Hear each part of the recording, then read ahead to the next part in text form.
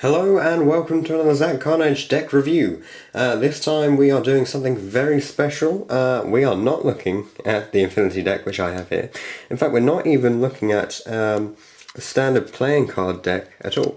We're going to be looking at a Yu-Gi-Oh! Trading card deck. Now, if you've watched one of my more recent videos, you know that I've started getting back into Yu-Gi-Oh! And I've been collecting up all of my cards and trying to sort them out. And so this is a look at my Horus Red Eyes Black Dragon mixed deck, and I've only just really started building it. There's a lot of new stuff to grasp onto, a lot of new tactics which I've got to deal with. So I'm going to take you through the current deck, and if you've got any suggestions, don't forget you can always leave them down below. Any advice you have would really help, so let's start going through the cards. Okay, so first off we have my three main Red Eyes cards. We've got Red Eyes Wyvern, Red Eyes Black Dragon, and the Red Eyes Darkness Dragon. So the idea is that I want to be getting Darkness Dragon out as soon as possible, and I have cards which are going to send these two to the graveyard. Then using Wyvern's effect I can special summon this, and as soon as I get this in my hand I can use Black Dragon to special summon it. So basically get these two in the graveyard, then whenever I get that in my hand, I can bring it out. Now, because Darkness Dragon gets powered up by cards in the graveyard, a lot of the point of this deck is I'm trying to get more of my dragons into the graveyard. But obviously I have to still be able to bring out my other cards, so that's something that I'm still trying to work on to maximise the potential. Next up we have the Horus part of the deck. So I've got three Horus cards for that as well. We've got level 8, level 6 and level 4. I don't know of any other levels, I don't have any other levels, and unfortunately I've only got one copy of each of these, which is a shame, though I am tempted to buy some online, so if you think it's absolutely necessary, just let me know in the comment section, and I'll think about purchasing some. Great thing about these two higher levels is that you can negate effect cards, this one specifically that target it, and at level 8 you can negate all spell cards, which is brilliant that your opponent uses, so you can negate any of them. And I use that in combination with some other cards. Then my generic high powered, I go for Tyrant Dragon and Felgren Dragon. I'm not really sure if I should be running more high powered cards. These two are my last really above level 4. So if you think I should be running more, then let me know. But Tyrant Dragon is great because you can disable, you can negate trap cards that target it, which is brilliant. So using that with Horus, it means that I can pretty much stop a lot of what my opponent's doing. Plus he can attack twice if there's an opponent's monster left on the field. So I'll tell you a bit about what I do with him a bit later. And Felgren Dragon's great for bringing back, just because the whole point of this deck is we're going to be putting lots of dragons in the graveyard anyway, and when you bring back Felgren from the graveyard, he's going to be powered up by monsters in the graveyard as well. The next two, I've got Decoy and Bright Star. Decoy allows you to bring back monsters, so that will help me to bring back my Felgren Dragon, or Tyrant, but I'll have to tribute to bring back Tyrant. Bright Star is to help me Xyz summon, because I do have in this deck the Hieratic Sun Dragon Overlord of Heliopolis. So if I've got my level 6 Black Flame Dragon, I can use Bright Star to up its level by 2, then I need any of my other level 8s, and that will bring it straight onto the field. And also, you know, it's 1900 attack, which is nice, and it's only 4 stars, so I can bring it up very quickly. The next ones I have are pretty much must-haves for any dragon deck. We've got 2 Masked Dragons and 2 Twin-Headed Behemoths. I was running 3 Masked Dragons, but I think I only really need 2 in the deck. So obviously when it gets destroyed you can bring another one out, or you can bring anything with 1500 or less attack. I was originally using this with Armed Dragon, but the deck that I'm trying to build here is more around Horus and Red Eyes, so I'm not actually running Armed Dragon, although if you think I should instead be focusing on the Armed Dragon series, because I have got I've got 2 level 3s, 2 level 5s, 1 level 7 and 1 level 10, is it level 10? I don't know, but I've got those. So I can run those if I want. Twin-headed Behemoth comes back after it gets destroyed, so that's great for tribute summoning, which is important to get out the higher ones like Tyrant Dragon, to get them on the field. Then the last one, last dragon I have, is Mirage Dragon, 2 copies of this. I love it because it lets you disable trap cards in the battle phase, so if I'm using that at the same time as my level 8 Horus, then basically I'm locking out the opponent for the whole of the battle phase, which is really useful. 1600 attack is okay, it's not brilliant, but it will do.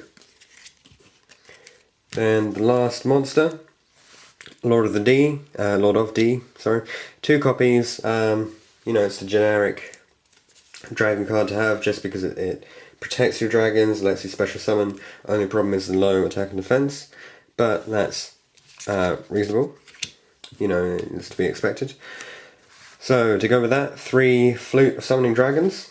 I'm not really sure if I need 3, I might drop it down to 2.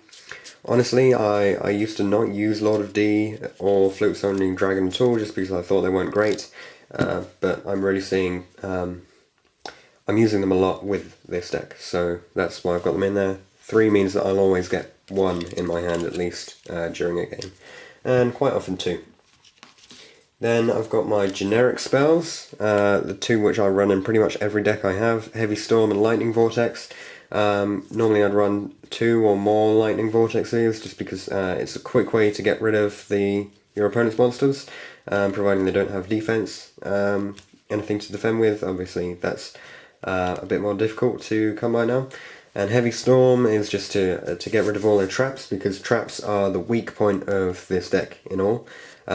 Because Horus has no defense against them, and none of the Red Eyes cards have any defense against them, nor does Felgrand. Dragon Ravine. This is actually from the Dragoonity deck, and I know it's overlooked quite a bit, but I find it quite useful because it allows you to send 1 dragon from your deck to the graveyard every turn.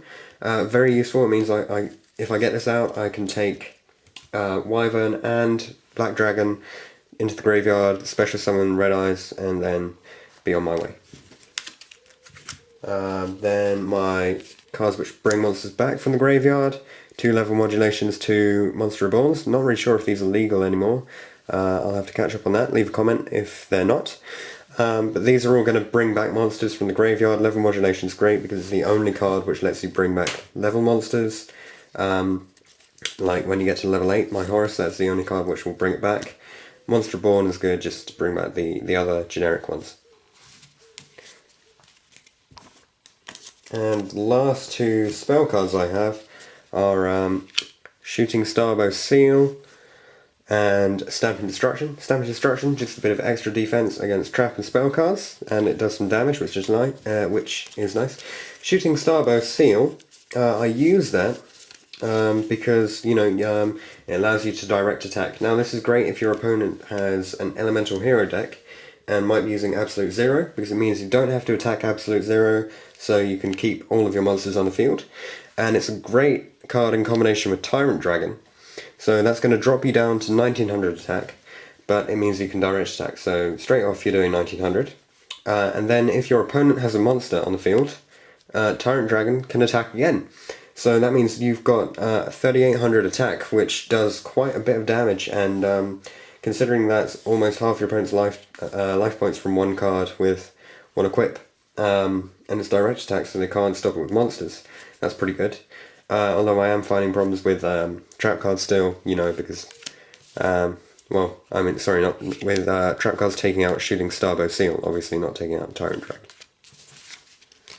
And onto my traps. So I've got 1 Burst Breath, just a generic useful card for clearing up the field, because I don't have Dark Hole, and I didn't really want to put more spells in, because spells are something which your opponent can get rid of quickly, and I think that it's better to have as many traps as possible, so that's why I went for that instead. Then 3 Sakuretsu Armors. I'm not sure if it's okay to have 3, I used to run 2 anyway, and I could probably drop one and put in a magic cylinder, because I've got 1 magic cylinder in here. But just a generic good card for stopping your opponent's attacking monsters. Then we've got 2 Rajiki breaks. These are going to be putting my monsters in the graveyard. So I'll discard a high level monster like Felgrand, and then I'll be able to bring it back with Monster Reborn or with Decoy Dragon. So that's a good use for these, you know, getting your own monsters in the graveyard, and it does mean that you're doing some damage to your opponent at the same time. Then we've got 2 Call the Haunted, so that I can bring back my monsters, which is, you know, important. I've got to bring back my monsters, otherwise there's no point putting them in the graveyard. I have been told that it's probably a good idea to get Red Eye's Darkness Metal Dragon. So if you think that's a must-have, leave a comment down below. Tell me. So that's another way to bring back monsters. And the last 3 traps, we've got Magic Drain for magic defense. We've got Magic Cylinder for monster defense, and Draining Shield for monster defense. I was running 2 Magic Cylinders before, but Draining Shield means that I can stay in the game for longer. So if I'm not getting the right cards in my hand that I want, then it means that I'll have a bit extra time to get those monsters into my hand and get them on the field. And finally, I've got my XYZ or XYZ monsters. These are just a generic group. So I've got the Hieratic Sun Dragon Overlord of Heliopolis, because if I've got the 2 level 8s, then I can bring him out and he does a lot of damage. Grenosaurus, because I can bring that out with my 2 Behemoths, and that does quite a bit of damage on its own. And Utopia, you know, generic good XYZ monster, can do a decent amount of damage and can stop my opponent from attacking. Then the rest I've got are ones which I don't really use so much. C39 Utopia Ray V, Utopia Ray, what's that? Chronomaly Atlantis. I can't actually summon that, except using my Starbright Dragon, or Bright Star Dragon. And last one, Levier the Sea Dragon, so I can choose between this and my Grenosaurus. Although I normally go for Grenosaurus to do more damage. So thanks for watching this video. If you got any advice about what I should be adding into, taking out of, or you know, general editing for this deck, leave a comment down below. Hopefully you weren't too distracted by the fact that this is not a standard playing card review, and I'll see you guys in the next video.